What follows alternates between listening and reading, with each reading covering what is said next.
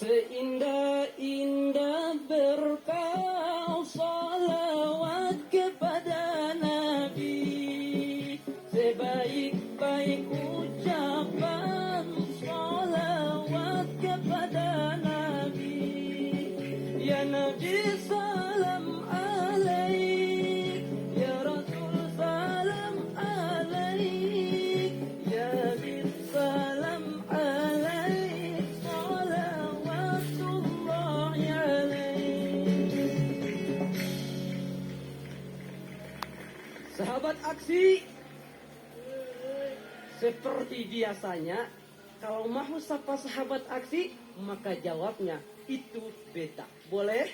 Boleh. Sahabat aksi, Itu beta. danke banyak for semua. Assalamualaikum warahmatullahi wabarakatuh. Waalaikumsalam warahmatullahi wabarakatuh. Hamdan wa syukran lillah. Salatan wassalaman ala rasulillah. Amma ba'd.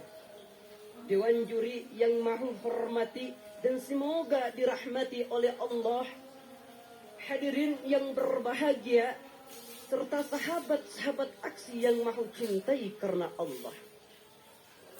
Rasulullah sallallahu alaihi wasallam bersabda, sesungguhnya setiap agama mempunyai akhlak, dan sesungguhnya akhlak Islam adalah malu.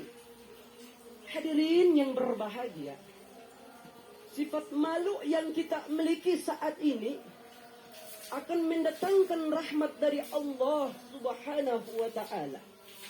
Namun hadirin sekalian, malu di sini bukan malu untuk berbuat kebaikan, bukan malu untuk beribadah kepada Allah, dan bukan juga malu bersedekah kepada fakir miskin. Akan tetapi malu di sini adalah malu untuk berbuat hal-hal yang tidak baik, malu bermaksiat kepada Allah, dan malu melakukan hal-hal yang dilarang oleh Allah Subhanahu wa ta'ala. Hadirin yang berbahagia, malu juga merupakan tanda dari keimanan seseorang. Apabila rasa malunya hilang dalam dirinya, maka imannya perlu dipertanyakan. Sebagaimana Rasulullah sallallahu alaihi wasallam bersabda, al-haya'u minal iman. Malu sebagian dari iman. Lantas mengapa iman dan rasa malu menjadi satu kesatuan yang saling terikat? Hal itu dikarenakan rasa malu menjadi perisai seorang muslim karena adanya rasa diawasi oleh Allah Subhanahu wa ta'ala kapan dan dimanapun ia berada. Sehingga malu berbuat maksiat kepada Allah, sehingga ia malu menyakiti hati sesama manusia. Apabila ia sebagai seorang pejabat, maka ia malu menyalahgunakan wewenang pejabatnya. Apabila ia sebagai seorang guru, maka ia malu mencontohkan hal-hal yang buruk kepada anak muridnya. Dan apabila ia sebagai seorang pedagang, maka ia pun malu kalau berbuat curang. Hadirin yang berbahagia, setelah kita mengetahui tentang pentingnya sifat malu ini, apa yang harus kita lakukan untuk menumbuhkan sifat malu dalam diri kita? Yang pertama, kita harus malu kepada Allah Subhanahu wa ta'ala.